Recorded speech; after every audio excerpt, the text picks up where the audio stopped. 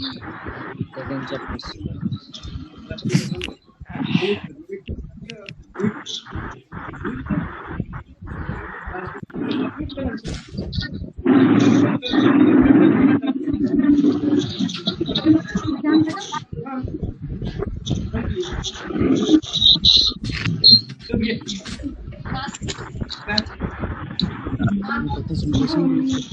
थोड़ा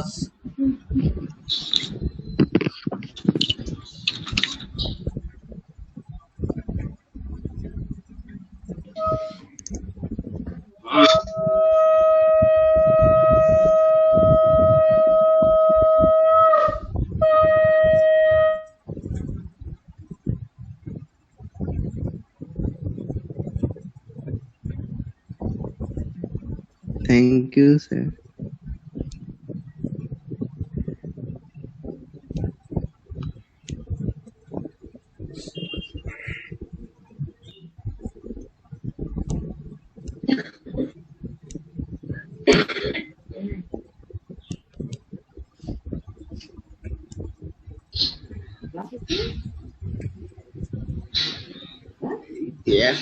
children please maintain silence, okay. और जिसका भी आवाज हो रहा होगा वो म्यूट कर लेगा अपने आप को, okay. Okay, sir. Okay, sir. Okay, sir. आज हम लोग डिस्कस करेंगे आयोनाइजेशन एंथैल्पी, ओके।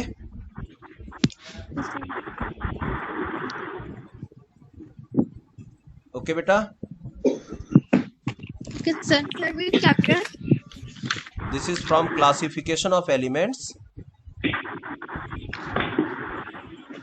Periodicity. हाँ, क्लासिफिकेशन ऑफ एलिमेंट्स।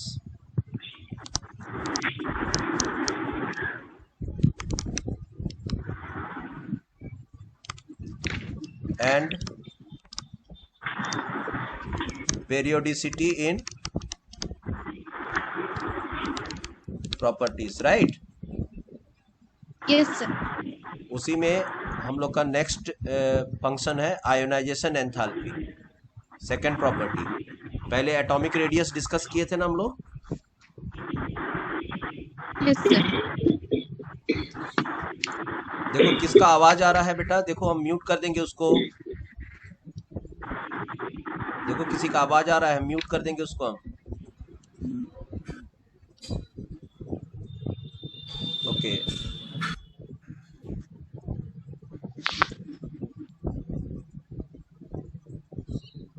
क्या होता है बेटा आयोनाइजेशन एंथैल्पी? तो एंथैल्पी के लिए हम पहले बोल देते हैं, आप क्या यूज कर लो यहाँ पर, कौन सा टर्म यूज कर लो? Energy. एनर्जी। और एक कौन सा टर्म है सुंदर सा? पोटेंशियल। Potential. अब आप बताओ कौन सा यूज करोगे, एनर्जी, एंथैल्पी या पोटेंशियल? Potential. जो अच्छा लगे, ठीक है। जो Potential. आपको अच्छा लगे वही इस्तेमाल कर लो। Yes, sir. अच्छा, Yes, sir. और आयोनाइजेशन कहाँ से आया है बेटा ये टर्म? आयन से। Ions. आयन क्या होता है? Charge particle. Na और Na प्लस में कौन आयन है बेटा इसमें? Na plus. Na Na plus. Plus ion है। Na plus. हाँ, और ये आयन बनता कैसे है? तो न्यूट्रल एटम से जब आप इलेक्ट्रॉन निकाल दोगे तब ये आयन बनेगा, राइट।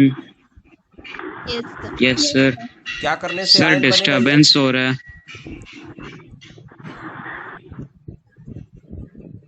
Sir, disturbance हो रहा है बहुत एक बार नाम भेज दो उसका। किसी के साइड।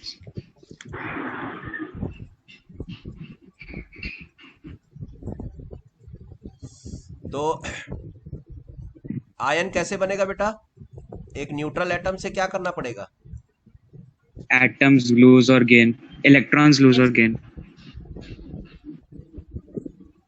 ठीक है, तो इस एटम से अगर हमको इलेक्ट्रॉन निकालना है तो हमें क्या सप्लाई करना पड़ेगा? Energy. Energy. और उसी एनर्जी को हम कहते हैं आयोनाइजेशन Energy. Potential. ओके, चलिए ये वाला पॉइंट लिखिए पहले, इसको लिख लीजिए पहले। Noted, sir. Sir, 1 minute.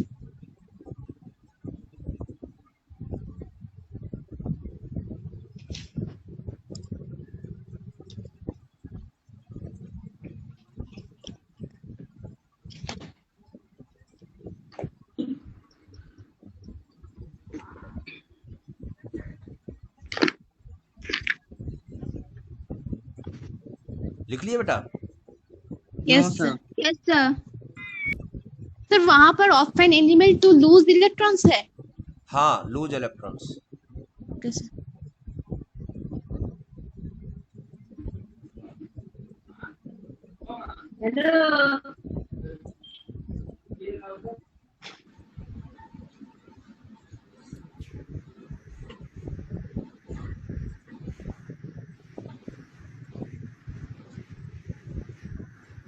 ठीक है, चलो. एक इलेक्ट्रॉन वोल्ट कितने के बराबर होता है बेटा? 96.49 kg per mole, 23.06 kilojoule, kilocalorie per. Not KG, kilojoule पर मोल. Yes, sir. Yes, sir. और कितना Hello, कैलोरी? sir. हाँ, कितना calorie? Sir, the picture is not coming clearly. बेटा सभी का क्लियर नहीं आ रहा है? Sir, clear तो आ रहा है. थोड़ा हेजी है. हाँ सर क्लियर है. थोड़ा hazy है. चलिए Crystal हम एक बार पढ़ देते हैं. देख लो, आयोनाइजेशन एंथैल्पी के लिए हम लिख देंगे, ये वाला चीज लिख लो. आयोनाइजेशन एनर्जी नॉर्मल लैंग्वेज में. ओके, नॉर्मल लैंग्वेज में आयोनाइजेशन एनर्जी क्या है? Energy require to remove electron. Sir, I am not getting the formula clearly. Isolated atom. आया अभी? Yes, yes. E1 EV by atom equal to 96.49 kilojoules per mole. लिख लिया बेटा इसको? 1 minute, sir. Sir हाँ, sir हम लोग आयोनाइजेशन एनर्जी को सर हाँ सर, अब क्लियर आ रहा है. Okay, sir. to lose electron quantity. इसको नोट डाउन किया पहले? हाँ सर कर लिया. Yes, sir. सो सर ठीक से नहीं आ रहा है, थोड़ा हेजी आ रहा है. सर ठीक से नहीं आ रहा है sir. Yes, sir. Yes, sir. Yes, sir. देखना. This is coming, sir. आ रहा है. ओके सर, पिक्चर ठीक आ रहा है. ठीक है, तो एक बार फिर से देखो क्या लैंग्वेज लिखा हुआ है. The minimum energy required to remove the electron from the outermost orbit of an isolated gaseous neutral atom is called first ionisation energy.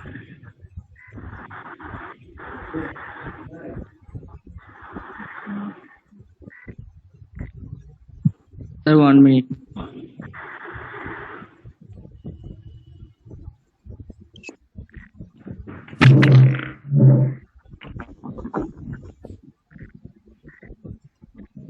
Subhash sir, good morning sir. Morning. So 1 minute I'll talk to the children. Okay. Okay right. Good morning children. And Good morning, sir. Morning, sir. Morning, sir. Good morning, sir. Good morning, sir. okay. Good morning, sir. From the beginning, the same problem once again here, the video class. So you have to switch on the videos. And why are when your face is there, why are focusing the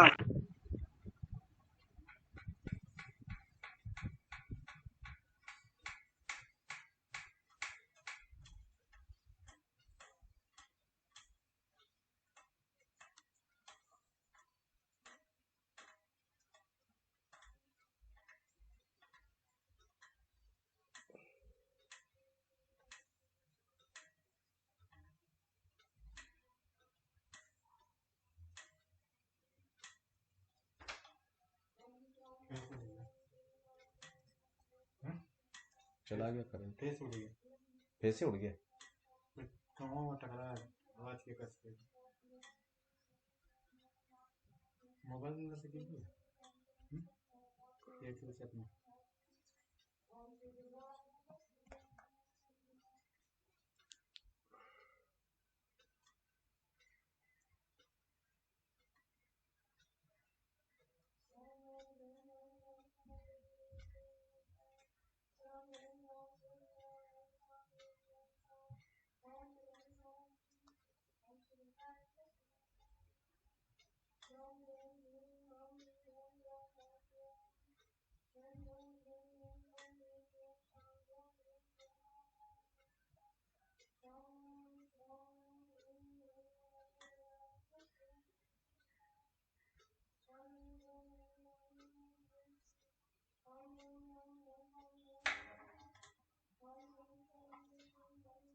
generator है क्या happy?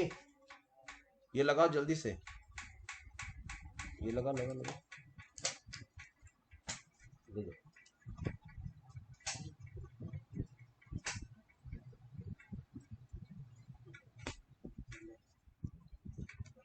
आगे आगे, ठीक है, इसको वहां लगा, इसको वहां लगा।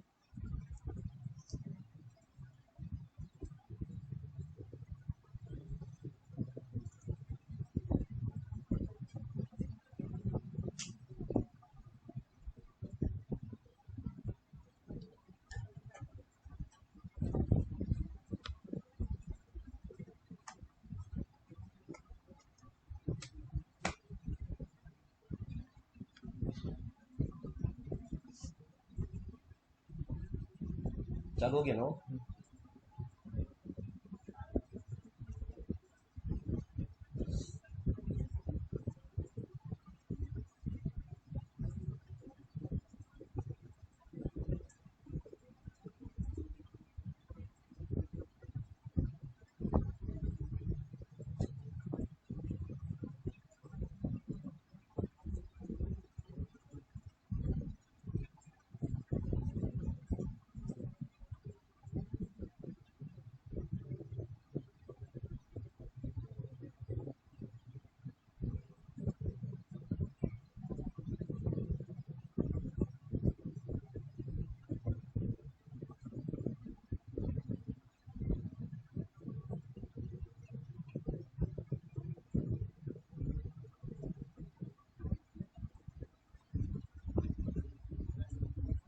आया?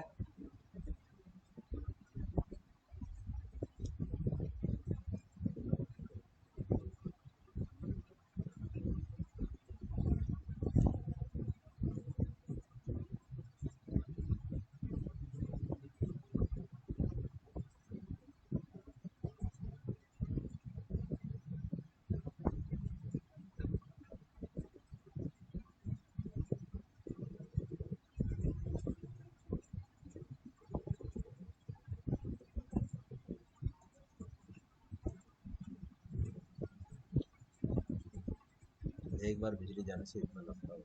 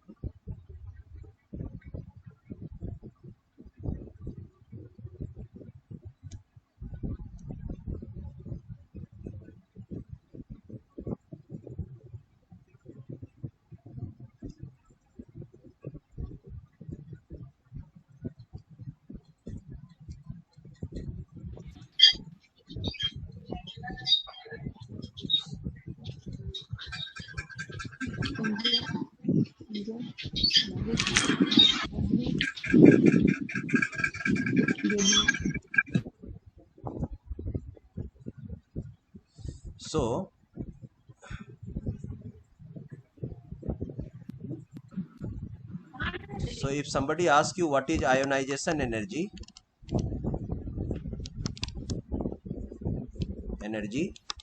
simply you have to say that whatever the energy required to remove the outermost electron from an atom. Okay, from an isolated atom. That energy is known as ionization energy. Sir gaseous word क्यों है? Gaseous इसलिए कि जैसे ये atom है, तो अगर atom सब एक साथ अगल बगल रहेगा तो पता नहीं चलेगा कि एक एटम को एग्जैक्टली कितना एनर्जी चाहिए, इसलिए हम पहले इस एटम को हीट कर देते हैं और उसको ना एक गैसियस फॉर्म में लेके आते हैं, मतलब एकदम आइसोलेट कर देते हैं। Okay sir. ठीक है, आइसोलेट करने से पता चलेगा कि एग्जैक्टली इस एटम को कितना एनर्जी चाहिए, एक एटम को। ठीक है सर। अगर हम सॉलिड या लिक्विड फॉर्म में रखेंगे तो अगल बगल बहुत सारे एटम्स रहेंगे, तो पता नहीं चलेगा कि एक एटम को कितना लग रहा है एनर्जी। ठीक है, ठीक है सर। एग्जाम के समय में हर बच्चों को आइसोलेट किया जाता है या सबको एकदम ग्रुप बना के दे दिया जाता है? अलग किया जाता है। क्यों अलग किया जाता है? क्योंकि हमको एक स्टूडेंट का कैपेसिटी चाहिए कि उसमें कितना कैपेबिलिटी है, राइट? Yes sir. इसलिए आइसोलेट किया जाता है। Okay children. So what is written in that bracket? In bracket symbol लिखा हुआ है। अब तो I1 है और IE1 हो गया, और नहीं तो डेल H और I, ये उसका सिंबल है। मतलब आयोनाइजेशन एनर्जी लिखो और नहीं तो उसका सिंबल लिख दो। आप पर डिपेंड कर रहा है कि क्या यूज करना चाहते हो। ठीक है, एक्चुअली हेजी आ रहा था तो क्लियर नहीं था। अब हेजी वाला प्रॉब्लम ना, ये आप लोग का इंडिविजुअल प्रॉब्लम है। इसको बार बार बोला मत Yes, करो बेटा। हाँ, इसको बार बार नहीं बोला करो। अगर हेजी आ रहा ना, अपना नेटवर्क को थोड़ा ठीक कर लो बेटा। हाँ हाँ सर, रीडेबल है। ठीक है, तो सर वो डेल 1H है। हाँ, डेल 1H, ठीक है। और नहीं तो नॉर्मल वे में डेल IH भी लिख सकते हो। I stand for ionization process. Okay, yes sir. चलो इसको थोड़ा कॉपी कर लो। Second ionization enthalpy.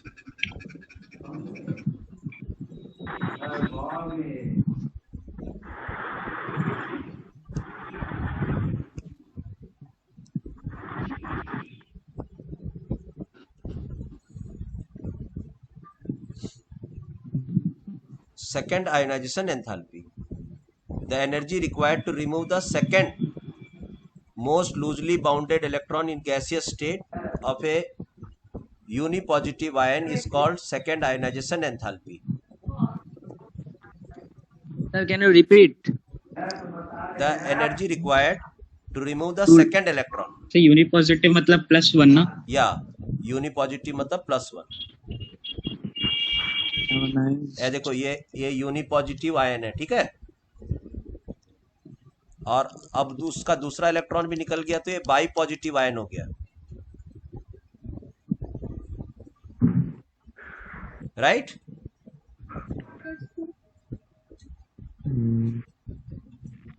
Sir image clear नहीं आ रहा है,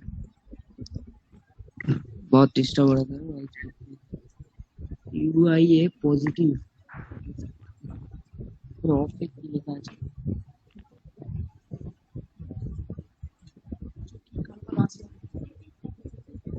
सर देखिए प्रॉब्लम। फिर सर कहाँ चले गए? सर पेज गाया। अभी आया? हाँ सर। हाँ सर, अब ठीक है।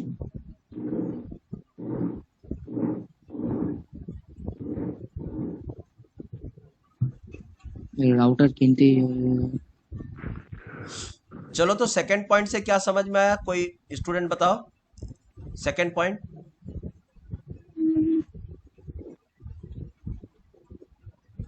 सर किसी भी इलेक्ट्रॉन को रिमूव करने के लिए हम लोग को एनर्जी देना पड़ेगा, और जिस रिएक्शन में एनर्जी देना पड़े उसे एंडोथर्मिक कहते हैं। या तो ये तो इजीली सर फॉर्मूला हेजी आ रहा है। Sir, tell the formula once.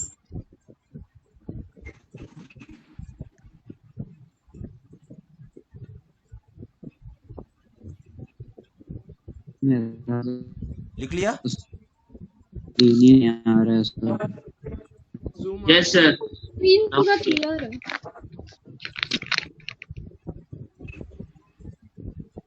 चलिए नेक्स्ट।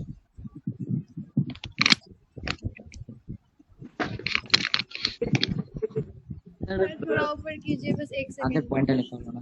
इस पॉइंट से क्या समझ में आया बेटा? IE2 is greater than IE1। ठीक है, ये हमेशा याद रखना है बेटा। एक एटम से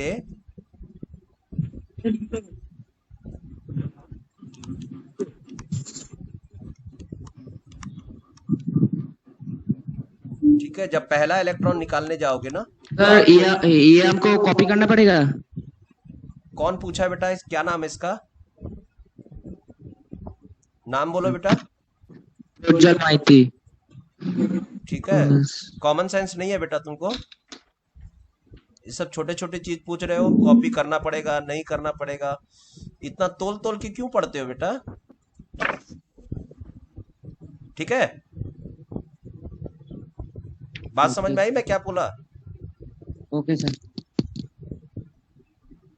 ठीक है, तो मान लेते हैं कि अगर आप पहला इलेक्ट्रॉन निकाल रहे हो तो आपको एनर्जी कम लगेगा बेटा, लेकिन अगर आप दूसरा इलेक्ट्रॉन निकालने जा रहे हो सेम एटम से तो आपको एनर्जी कम लगेगा या ज्यादा लगेगा? ज्यादा लगेगा। पहले 10 जूल में काम हो गया तो इस बार हो सकता है 15 जूल लगे, राइट? Yes sir. उसी को नॉर्मल वे में कैसे लिखेंगे? मतलब तो IE2 मतलब सेकेंड इलेक्ट्रॉन निकालने के लिए एनर्जी ज्यादा लगेगा कंपेरेटिव टू फर्स्ट इलेक्ट्रॉन के निकालने पर, राइट? Yes sir. इसी को थोड़ा शॉर्ट फॉर्म में IE2 is greater than IE1। 1। क्यों बोलो तो? क्यों लगेगा ज्यादा एनर्जी? क्योंकि पहला जो इलेक्ट्रॉन निकला है वो एक न्यूट्रल एटम से निकला है, लेकिन जो आप दूसरा इलेक्ट्रॉन निकालने जा रहे हैं तो वो ऑलरेडी वो पार्टिकल क्या है? Positively charge. ठीक है बेटा?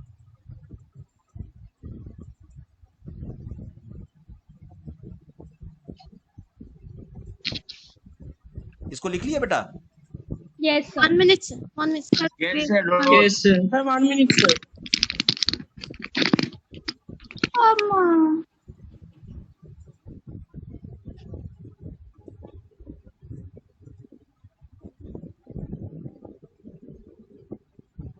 यस सर, हो गया ओके Sir, हो गया। सर। डन।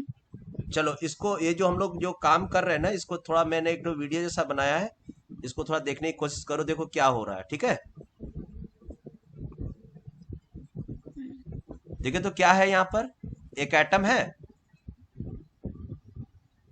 उसे क्या हटा रहे हैं?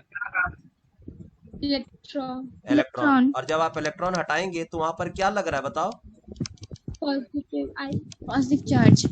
हाँ, पॉजिटिव चार्ज बन जा रहा है और इलेक्ट्रॉन अपने आप नहीं हट रहा है, आप क्या दे रहे हो? एनर्जी। उसी एनर्जी को कहते हैं IE बेटा। ठीक है, यस सर। एक बार फिर से देखो इस वीडियो को, क्या समझ में आ रहा है? देखो, एक न्यूट्रल एटम है, उसको हमने क्या दिया? एनर्जी दिया। एनर्जी कैसे देते हो बेटा? हीट करने से। तो हम जब उसको हीट एनर्जी दिए तो उससे इलेक्ट्रॉन निकल गया, उसी एनर्जी को कहते हैं आयोनाइजेशन एनर्जी। ठीक है? Yes sir. एक बार फिर से देखो, एक न्यूट्रल एटम को मैंने एनर्जी दिया, उससे इलेक्ट्रॉन निकल गया। देखो फिर से मैं और एनर्जी दे रहा हूं, देखो और एनर्जी दे रहा हूं तो और एक इलेक्ट्रॉन निकल गया। देखो ये देखो, ये दूसरा इलेक्ट्रॉन भी निकल गया, और जितना जितना इलेक्ट्रॉन निकलते जाएगा उतना पॉजिटिव चार्ज बढ़ते जाएगा। ठीक है बेटा? Yes sir. Yes sir. ठीक है, अब बताओ IE1 ज्यादा था या IE2 ज्यादा था? IE2। तो ये चीज समझ में आ गया क्लियरिटी से? Yes sir. ओके, चलो अब हम एक क्वेश्चन बताओ तो। Ionisation enthalpy is always Positive. Always positive. याद रहेगा? Yes, sir. What is the relation between IE1 and IE2? IE2 is greater than IE1. Greater than I1. अच्छा, अगर ऐसा रहेगा तो IE3 और IE2 और IE1, अब बताओ क्या सिंबल यूज करें? greater than I2 greater than I1. Very nice, very nice.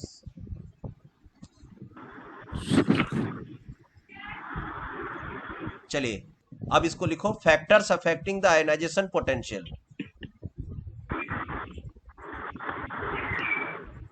ठीक है, यहां पर लिख लो कौन कौन से फैक्टर अफेक्ट करते हैं बेटा।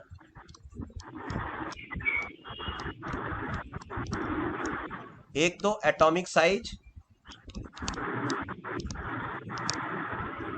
ठीक है। Yes, sir. दूसरा Yes, sir. न्यूक्लियर चार्ज, तीसरा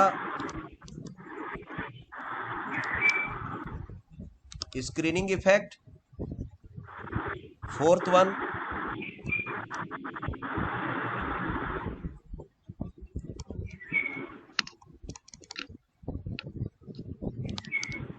Stability.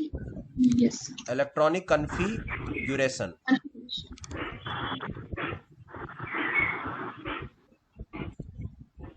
अपने आप को अनम्यूट कर लो, म्यूट कर लो, अनम्यूट कर लो हिसाब से, ठीक है।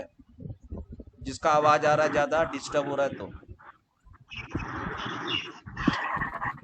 कौन कौन से फैक्टर है बेटा जो आयनाइजेशन पोटेंशियल को अफेक्ट करते हैं? सर 5th नंबर पे क्या? Charge screen Electronic configuration. ठीक है, एक बार और बोलो।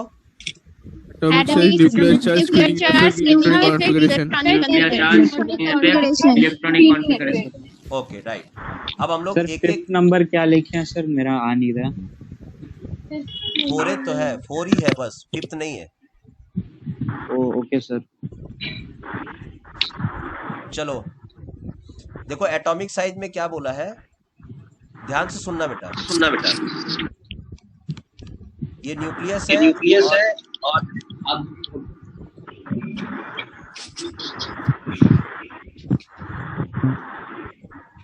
Hello, Yes, sir. देखो ये न्यूक्लियस है और ये इलेक्ट्रॉन है। ये केस ए है और न्यूक्लियस है और ये इलेक्ट्रॉन थोड़ा दूर है। बताइए कौन से केस से इलेक्ट्रॉन निकालना आसान होगा? सर बड़ा वाला सर, केस 2। बड़ा वाला. बड़ा वाला मतलब, तो अगर ये रेडियस बढ़ जाएगा और ये रेडियस छोटा है, देखो पहले वाले केस में, तो इलेक्ट्रॉन को तो ये न्यूक्लियस ही ना टाइट अपने पास टाइटली पकड़ के रखा हुआ है। सर तो यहाँ पर, हाँ यहाँ पर आपको IE मतलब एनर्जी ज्यादा लगेगा Yes, और sir. यहाँ पर आपको एनर्जी कम लगेगा, right? Okay, Yes, sir. sir. ठीक है, यही ना एटम है, और इसी को बड़ा कर देंगे तो ये एटम बड़ा एटम हो जाएगा, राइट? Yes, sir. तो हाँ देखो लिखा हुआ है कि एटॉमिक साइज अगर बढ़ेगा तो आयनाइजेशन एनर्जी कम होगा। ठीक है, पहला पॉइंट क्लियर हो गया बेटा? Yes, sir. Yes, sir. देखो लिखा है when atomic size increases ionisation potential value decreases because of, Inversely proportional. ये इनवर्सली प्रोपोर्शनल है, राइट? Yes, sir. चलो इस पॉइंट को लिख लो। अब हम सेकंड पॉइंट दे रहे हैं, न्यूक्लियर चार्ज में क्या होगा बताओ? Proportional. Slightly proportional. न्यूक्लियर, हाँ अब देखो न्यूक्लियर चार्ज में हम क्या करेंगे, देखो ये यहाँ पर मान लेते हैं 2 पॉजिटिव है, ठीक है, और यहाँ पर 1 पॉजिटिव है, और मान के चलते हैं कि डिस्टेंस सेम है, मान के चलिए कि डिस्टेंस सेम है। अब यहाँ भी एक इलेक्ट्रॉन है, यहाँ भी एक इलेक्ट्रॉन है, किससे इलेक्ट्रॉन निकालना इजी होगा बताओ? 1 plus. पॉजिटिव से। ठीक है, क्योंकि मान के चलते हैं कि दोनों का डिस्टेंस सेम है।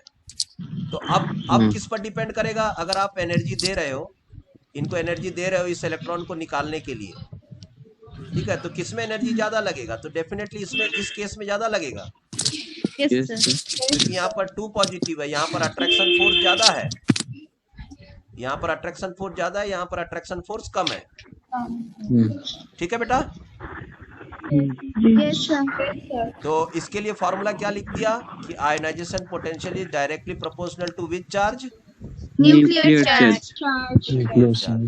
तो 2 पॉइंट क्लियर हो गए। Yes, sir.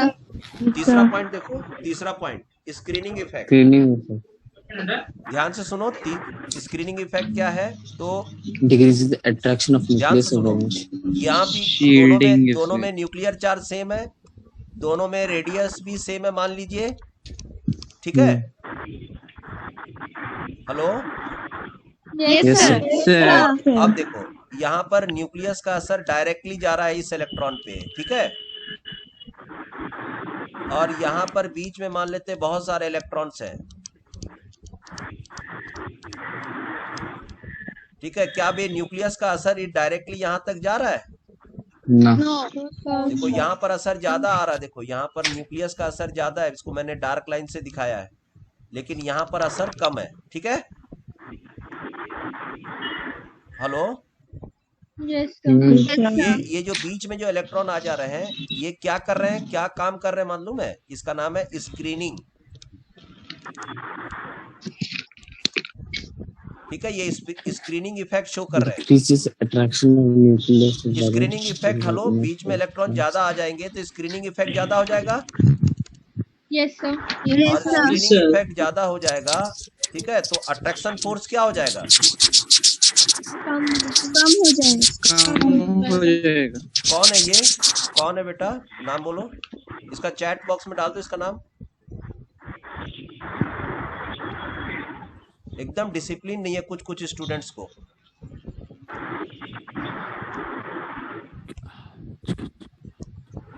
चलिए, नेक्स्ट टाइम करने से उसको हम परमानेंटली म्यूट कर देंगे और कोई क्लास में उसको एंट्री नहीं देंगे फिर। ध्यान से सुनिए, ये केस ए है और ये केस बी है। कौन से केस में स्क्रीनिंग इफेक्ट ज्यादा हो रहा है? A. और स्क्रीनिंग इफेक्ट का मतलब इस तरह का बीच में आकर के Sir, B. इसमें स्क्रीनिंग इफेक्ट ज्यादा हो रहा है, ठीक है।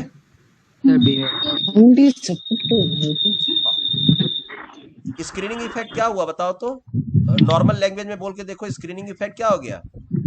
Decrease the attraction of nucleus over the valence cell by the inner mobility. It's called screening effect. ठीक है, तो अगर स्क्रीनिंग इफेक्ट ज्यादा होगा तो न्यूक्लियस और इलेक्ट्रॉन के बीच का जो अट्रैक्शन फोर्स है वो क्या हो जाएगा?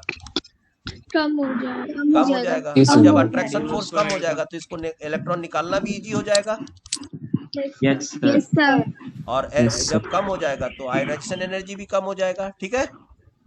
Yes, sir. ठीक है, तो हम ये लिख सकते हैं ना कि ionisation energy inversely proportional to screening effect. Yes, sir. Sir right. Sir मेरा क्वेश्चन है सर। हाँ बोलो बेटा। सर हाइड्रोजन और हीलियम के लिए सर स्क्रीनिंग इफेक्ट सर का सर ये वाला प्रॉपर्टी लगेगा? नहीं लगेगा बेटा, क्योंकि बीच में कोई इलेक्ट्रॉन ही नहीं है। हाँ सर, वही पूछना था। ठीक है, बढ़े आगे। हाँ सर। Yes, sir. चलिए, ये है पेनिट्रेटिंग इफेक्ट।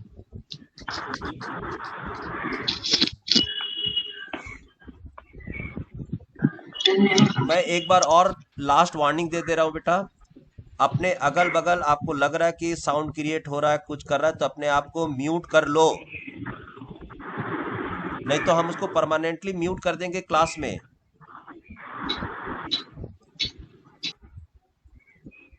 और आपको ऐसा लग रहा है कि नहीं चलो सर तो ऐसे ही बोल रहे हैं, कुछ नहीं होगा, तो वो प्रॉब्लम में आ जाओगे बेटा आप। इसलिए बार बार मैं रिक्वेस्ट कर रहा हूँ, एक तो माइक से थोड़ा अपने आप को दूर रखो, किसी का एयर ब्रीथिंग आ रहा है, इतना बोलने के बाद भी फिर मैं म्यूट कर दूंगा तो फिर प्रॉब्लम हो जाएगा। 1 वीक तक सस्पेंड कर दूंगा उसको। देखिए किसका आवाज आ रहा है। एनी हाउ, देखो पेनिट्रेटिंग इफेक्ट को कैसे समझना है वो बता रहा हूं आपको। मान लीजिए कि न्यूक्लियस सेम है सब में, है ना, और ये कोई ऑर्बिट है बेटा, और इस ऑर्बिट में s इलेक्ट्रॉन भी है, p इलेक्ट्रॉन भी है, d इलेक्ट्रॉन भी है और f इलेक्ट्रॉन भी है। हमको ये बताओ कि कौन सा इलेक्ट्रॉन न्यूक्लियस के करीब है। S S electron. उससे थोड़ा दूर कौन है? P उससे थोड़ा दूर? D उससे थोड़ा दूर? F तो अब बताइए कौन से, यहाँ भी एक इलेक्ट्रॉन है, यहाँ भी इलेक्ट्रॉन है, यहाँ भी इलेक्ट्रॉन है, यहाँ भी इलेक्ट्रॉन है, कौन सा इलेक्ट्रॉन का अट्रैक्शन फोर्स ज्यादा है? बताओ किस पर अट्रैक्शन फोर्स ज्यादा पड़ रहा है? एस पे पड़ रहा है।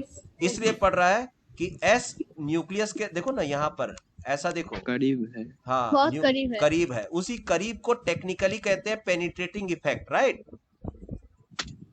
Yes sir. हाँ, तो एक ही ऑर्बिट में अगर ये 4 तरह के इलेक्ट्रॉन्स हैं तो कहा जाता है कि एस वाले लोग थोड़ा न्यूक्लियस के ज्यादा अंदर तक घुसे हुए हैं, न्यूक्लियस तरफ। तो ये है order of penetrating power of various orbitals. S का ज्यादा है पी से, पी का ज्यादा है डी से, डी का ज्यादा है एफ से।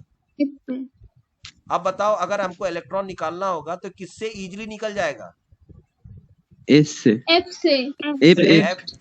एफ से इलेक्ट्रॉन इजीली निकल जाएगा, राइट?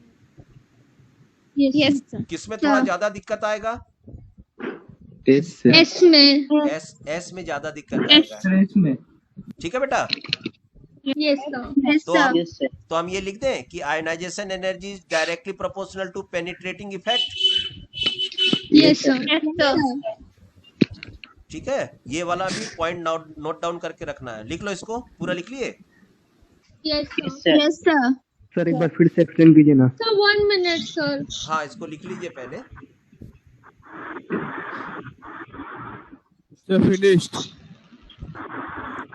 देखो एक स्टूडेंट ने कहा कि सर थोड़ा सा फिर से बता दीजिए। मैं बता देता हूँ फिर से। देखो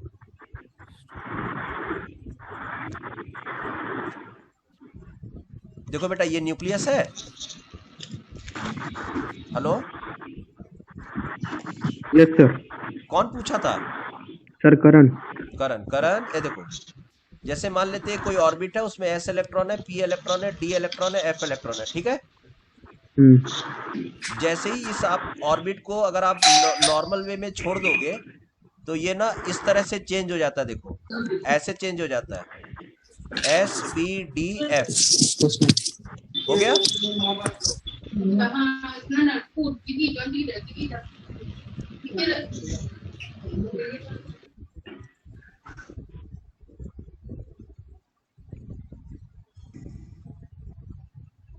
ठीक है करण? हाँ यस सर। हाँ, तो किसका आवाज आ रहा है बेटा? ये मालूम नहीं सर, मेरे घर से नहीं आ रहा। देखिए, तो अब आप बताइए कौन सा इलेक्ट्रॉन न्यूक्लियस के ज्यादा करीब है? एस सेल वाला। जो पिक्चर मैंने दिखाया उसके हिसाब से ही बोलो। हाँ यस सर, एस सेल वाला। एस वाला। तो जब न्यूक्लियस के ज्यादा करीब हो गया तो यहाँ पर तो अट्रैक्शन फोर्स ज्यादा हो गया, और यहाँ पर एफ वाले केस में अट्रैक्शन फोर्स कम है, मिनिमम है। ठीक है, तो अगर हमको एफ से इलेक्ट्रॉन निकालना पड़ेगा तो एनर्जी क्या लगेगा? कम। और एस से निकालना होगा तो ज्यादा। वही चीज यहाँ पर लिखा हुआ है। ठीक है, आया समझ में बेटा? यस। श्योर? ठीक है। कहीं आप ये तो नहीं प्रॉब्लम मतलब है कि एस मतलब क्यों अंदर ज्यादा घुस गया, ऐसा तो दिमाग में नहीं आ रहा है? सर वो वाला सर ऐसे टर्न क्यों हो गया सर, वही नहीं सर समझ में आ रहा है। वो टर्न उसका नेचर है बेटा, एस वाले ऑर्बिटल का, पी का। अब उस पे क्वेश्चन मत करो कि उसका नेचर ऐसा क्यों है, ठीक है? हेलो?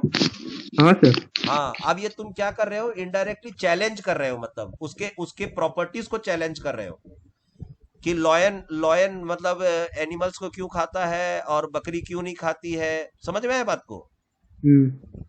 ये उसका प्रॉपर्टी है, एस का, पी का, डी का और एफ का। ठीक है? ठीक है सर। उस पे हाँ, उसके प्रॉपर्टी पे प्रश्न चिन्ह मत करो, नहीं तो प्रॉब्लम में आ जाओगे। कोई ना कोई तो कारण होगा कि एस ज्यादा करीब है और एफ ज्यादा दूर है, राइट? ठीक है, तो वो तो आपको स्लोली समझ में आएगा कि एस ज्यादा क्लोज क्यों है, क्योंकि एस स्फेरिकल होता है, पी डंबल होता है, राइट? वो हम आपको केमिकल बॉन्डिंग में समझाएंगे। ठीक है। तो कोई ना कोई तो रीजन होगा, वही तो हम बता रहे हैं। तो अभी आपको क्या समझना है कि अगर एक ही ऑर्बिट का 4 ऑर्बिटल है तो करीब कौन है? एस वाला। एस करीब है, क्यों? क्योंकि मैं बता रहा हूं, और जब केमिकल बॉन्डिंग पढ़ेंगे तब आपको और अच्छा समझ में आएगा कि वो करीब क्यों है। ठीक है, आ गया समझ में अब? हाँ सर। हाँ, यस। अभी आपको ये समझना है इस डायग्राम को देखकर कि करीब कौन है। एस। हाँ, एस एस एस एस करीब, हाँ, करीब yes, sir. मतलब नियर। एस ही तो बोल रहे हैं, एस। अच्छा, सर। फिर उससे दूर, पी। उससे और दूर, डी। और फिर उससे एफ। और दूर, एफ। एफ। तो सबसे दूर कौन है? एफ। एफ। तो इलेक्ट्रॉन निकालना किसमें इजी होगा? एस वाले में से। इजी होगा या एफ वाले में? एफ वाले में। एफ वाले में। ठीक है, और ये मन में मत डाउट रखो कि ये एस करीब क्यों है, वो उसका एक अलग एक्सप्लेनेशन है। ठीक है बेटा? ठीक है सर। Okay, right. सर चलो इसको लिख लो। सर हाँ सर आप बोले थे कि ये भेज देंगे, आप नहीं भेजेंगे ना? हाँ बेटा, हम भेज देंगे, ये वाला भेज देंगे बेटा, पीपीटी। ठीक है, चलिए ये लास्ट पॉइंट लिख लो एक और। सर एक बात पूछना था खाली। हाँ बोलो बेटा। सर किसी इलेक्ट्रॉन का पेनिट्रेटिंग इफेक्ट उसका ऑर्बिटल देख के पता चलेगा? हाँ बेटा, हाँ। Okay sir. ठीक है, ऑर्बिटल बहुत इंपॉर्टेंट चीज होता है। वो डिपेंड करता है कि वो इलेक्ट्रॉन किस में है, एस में है, पी में है, डी में है या एफ में। एफ में। वही पॉइंट इसमें कहा जा रहा है कि आपको जब इलेक्ट्रॉन निकालना हो तो आप जरूर देखिए कि वो इलेक्ट्रॉन कहां पर है, एस में है या पी में है या डी में है या एफ में है। ठीक है, आया बेटा समझ में? Yes sir. तभी तो उसमें लिखा हुआ था उस पॉइंट में कि फैक्टर्स अफेक्टिंग आयोनाइजेशन एनर्जी। ठीक है,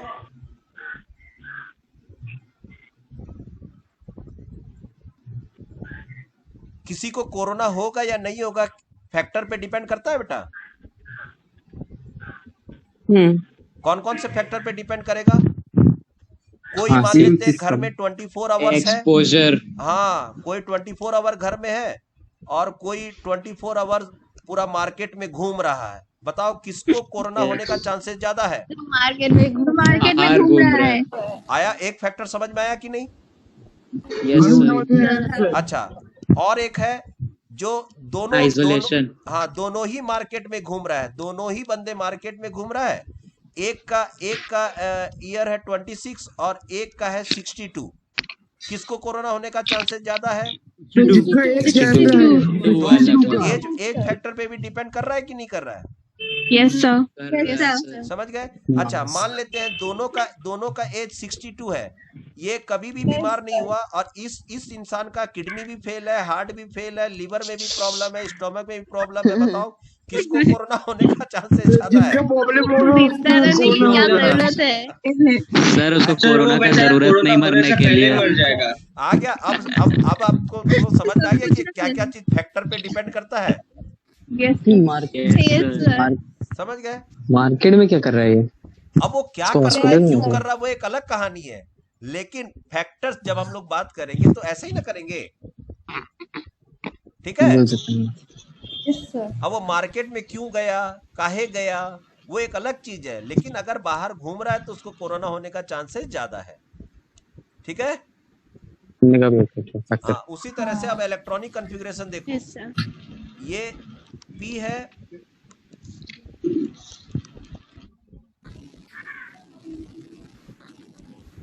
ठीक है, ये वाले इलेक्ट्रॉन्स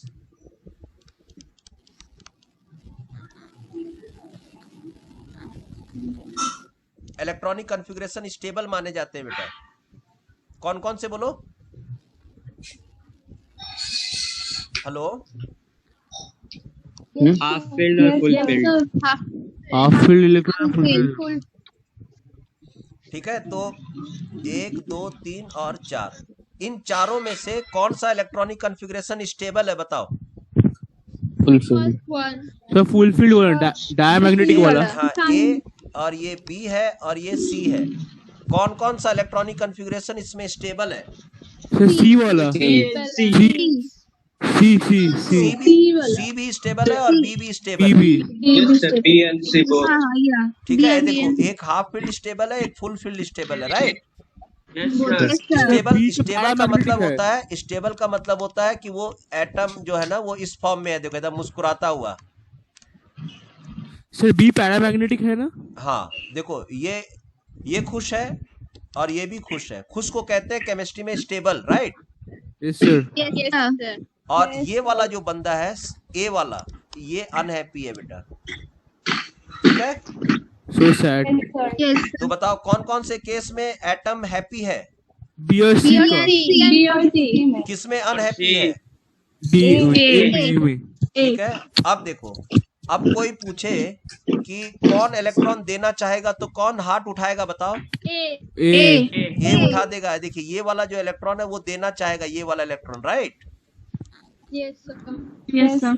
हाँ, दे देने से जैसे ही वो इलेक्ट्रॉन लूज कर देगा, ए बी के जैसा बन जाएगा कि नहीं? Yes sir. तो इसलिए इलेक्ट्रॉन देगा या नहीं देगा, एनर्जी कम लगेगा या ज्यादा, वो इलेक्ट्रॉनिक कॉन्फ़िगरेशन के ऊपर भी डिपेंड करता है। ठीक है बड़े बच्चे, बढ़े आगे। Yes sir. किसमें एनर्जी ज्यादा लगेगा बताओ तो? ए में, बी में या सी में? सी में और बी में एनर्जी ज्यादा लगेगा और ए में एनर्जी कम लगेगा। सर सी का कॉन्फ़िगरेशन तो ऑलरेडी नोबल गैस। हाँ इसीलिए तो इसमें, हाँ ये काफी हैप्पी है तो। Okay sir. ये स्टेबल है, ये भी स्टेबल है, राइट? ठीक है, और अब देखिए यहाँ पर N किसके लिए आया है? नाइट्रोजन के लिए। O किसके लिए आया है? ऑक्सीजन के लिए। और अब आप जब देखो कि जब हम इलेक्ट्रॉनिक कॉन्फ़िगरेशन लिखते हैं नाइट्रोजन का, उसमें 7 इलेक्ट्रॉन होते हैं और ऑक्सीजन में 8 इलेक्ट्रॉन होते हैं। उसका जब हम इलेक्ट्रॉनिक कॉन्फ़िगरेशन करते हैं तो लिखते हैं 1s2 2s2 2p3 और इसका लिखते हैं 1s2 2s2 2p4। तो इनका ये तो सेम है, ये भी सेम है, लेकिन यहाँ देखो p में इलेक्ट्रॉन और p में इलेक्ट्रॉन, ये हैप्पी है कि नहीं? Yes sir. और ये हैप्पी है? नो तो ये इलेक्ट्रॉन इजीली देना चाहेगा, ये इजीली नहीं देना चाहेगा। इसीलिए देखो नाइट्रोजन का आयोनाइजेशन एनर्जी ज्यादा है और ऑक्सीजन का आयोनाइजेशन एनर्जी कम है। आ गया समझ में? Yes sir. चलो एक बार समराइज कर ले। ग्रुप 18 गाना गा रहा है सर कोई? हाँ सर वो गाना गा रहा है। हम सब नोट डाउन कर रहे हैं, वो परमानेंटली म्यूट होते जाएगा वो। ग्रुप 18 में, ग्रुप 18 के अंदर क्या होगा बताओ तो? उसके अंदर पी के अंदर सब पूरा फील्ड रहेंगे कि नहीं? 6। ठीक है, तो उनसे इलेक्ट्रॉन निकालना बहुत मुश्किल रहेगा क्योंकि वो लोग सब हैप्पी मोड में पहले से ही। Yes sir. आज इतना ही रखते हैं बेटा, कल इसको अच्छा से पूरा नोट्स बना करके अच्छा से याद करके आइएगा, फिर हम लोग कल ऐसे इस तरह से ग्राफ में जाएंगे हम लोग। ठीक है बेटा? Okay sir. चलो बाय बाय। Bye sir.